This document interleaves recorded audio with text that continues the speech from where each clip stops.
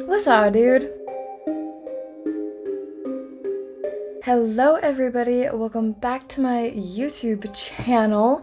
So today we are actually going to be covering a case that is happening, like right now. Things involving this case just happened last month. Even I think possibly this month things have happened with this case. So we are talking about the Eliza Fletcher case. Eliza was born in Memphis, Tennessee in 1987. Her parents were Adele Orgill Welford and James Beasley Welford. She graduated in Hutchinson High School in 2006 and went on to play soccer for the University of Memphis and later got her undergraduate education at Baylor University. So Eliza was a very intelligent woman. She worked at Promise Academy and then later junior kindergarten at St. Mary's Episcopal School. I went to junior first. It's kind of like junior kindergarten, I think, but for first grade. I'm thinking that junior kindergarten is possibly like preschool. That would make sense to me, but I could be totally wrong. She competed in marathons and would go for morning runs with her friends. Running was something that was very important to her. She was very athletic and just an active person and enjoyed a very active lifestyle. She married Richard James Fletcher III on March 8, 2014. The couple had two rambunctious, joyful boys, Richard James Fletcher IV and Harry Welford Fletcher. I thought it was interesting that Harry's middle name was Welford, which is Eliza's maiden name. I kind of thought that was cool. I like that. The family enjoyed outdoor activities like boating, water sports, hiking, running, and biking. On September 2nd of this year, Eliza went on a run before dawn, which was part of her usual routine. Like I said, she was into running and she would go for morning runs with friends typically. When she wasn't home by 7:45 a.m., Richard called the police to report her missing. Very smart on his part, not waiting any longer to report her as a missing person. Officers searched the area around the University of Memphis campus, which is where she liked to jog. They watched the security camera footage, hoping to find any evidence of where she potentially could have gone. Eliza's family offered a $50,000 reward for any information to help find her. A camera in the area that Eliza was running in caught the moment when she was approached by an unknown man and forced into the back of a dark-colored SUV. A water bottle and a broken cell phone were found near the spot that Eliza was abducted at. Cleotha Henderson, 38 years old, he also went by Cleotha Abston, so I'm going to refer to him as Henderson because that's easier to pronounce, and I really don't know what he wants to go by. He was arrested 2 days later, September 4th, on charges of aggravated kidnapping. Henderson's phone data confirmed for police that his phone was in the area at the time that Eliza was taken. DNA was found near the scene of Eliza's abduction and was matched to Henderson in the National Criminal Database. He was also found wearing the same sandals as the man on the security camera footage. The next day, September 5th, Eliza's body was found behind an abandoned duplex in some tall grass in a South Memphis neighborhood about 5 miles from the school's campus, so not very far. Henderson's brother, he was never named, lived near where Eliza's body had been found, and a witness said that they saw Henderson's brother cleaning out the interior of the vehicle. However, the police don't believe that he has any connection to the crime. Her body was already partially decomposed when they found her, and during the autopsy, Eliza was tested for sexual assault, but the medical examiner found no overt evidence of injuries associated with sexual assault.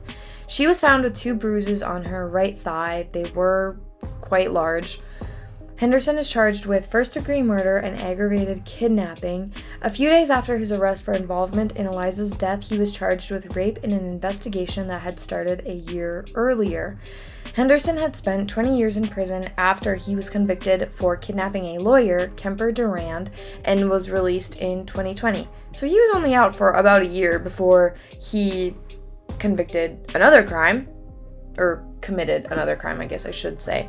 And then a year after that, committed yet another crime. So because he had been convicted of a crime, his DNA was in the National Criminal Database, and that is how they were able to connect him to Eliza's murder. Henderson was charged for murder and aggravated rape of Eliza Fletcher.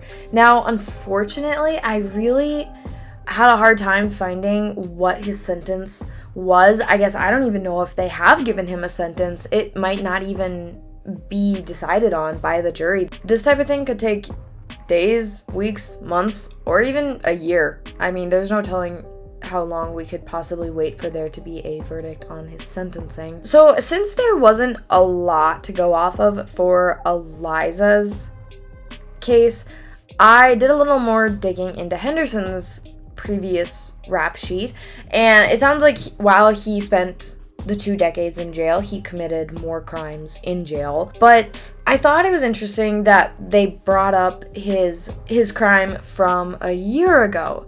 So this is more on that crime. It was very hard to figure out what actually happened because of how it was reported on. It is very confusing because they draw a lot of parallels to Eliza's case, so it was hard to differentiate like what went with what case. So to the best of my knowledge, this is what happened with the case that he with the crime that he had committed a year ago. So he was charged for aggravated rape, aggravated kidnapping, and unlawful carrying of a weapon in the earlier case from 2021 and was rebooked on September 9th.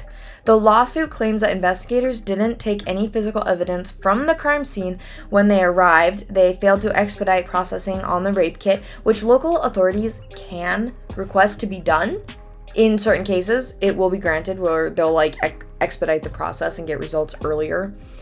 The police did not fix an issue with a lineup that could have identified Henderson and missed a chance to attempt to arrest Henderson, despite having evidence against him, according to USA Today. The lawsuit also claims that Henderson could have been arrested many months earlier, likely in the year 2021, based on all of the information set forth in the preceding paragraphs of this complaint, and the abduction and murder of Eliza Fletcher would not have occurred, which is incredibly sad because this victim from a year ago did not pass away. She wasn't murdered. So she also is bringing up charges against him as well, which I think that she should. She has absolutely every right to do so, and I think it's great that she is standing up and talking about her case. Henderson did have a bond set, but the judge has since revoked it. The lawsuit also states that there was existing probable cause to arrest Henderson with a national DNA database kit.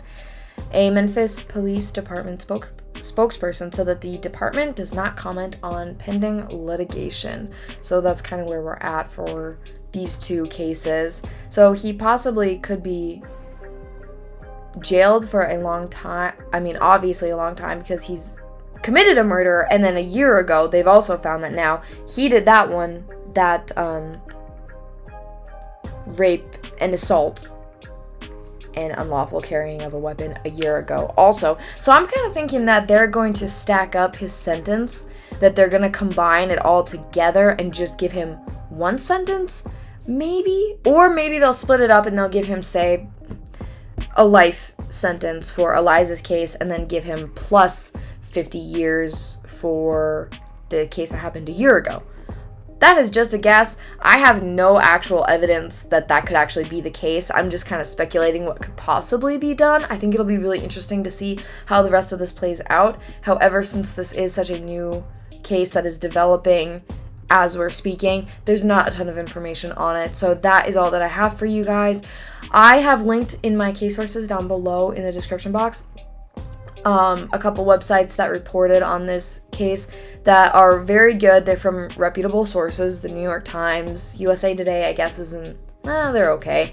And also the obituary for Eliza Fletcher. And at the bottom of her obit, you will find that there is a fund that you can donate to for the school that she had been working at. It's a memorial fund. So if you guys feel so inclined, you can absolutely donate to that. Everything is in the description box down below. And I think it would be really great if we could show our support for Eliza Fletcher and her family right now.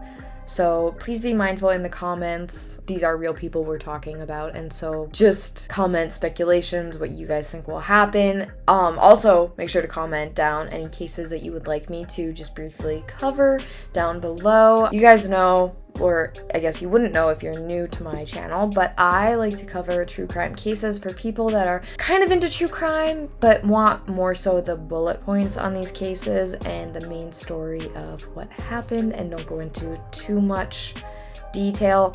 I know that in the future I will start putting out longer videos, but as for right now, I'm just keeping these short and brief, kind of like a news story in a way, but a little bit more than a news story, just so that way you guys are informed and you have the information that you need to be able to talk about these cases openly with people and be, like I said, a little bit better informed.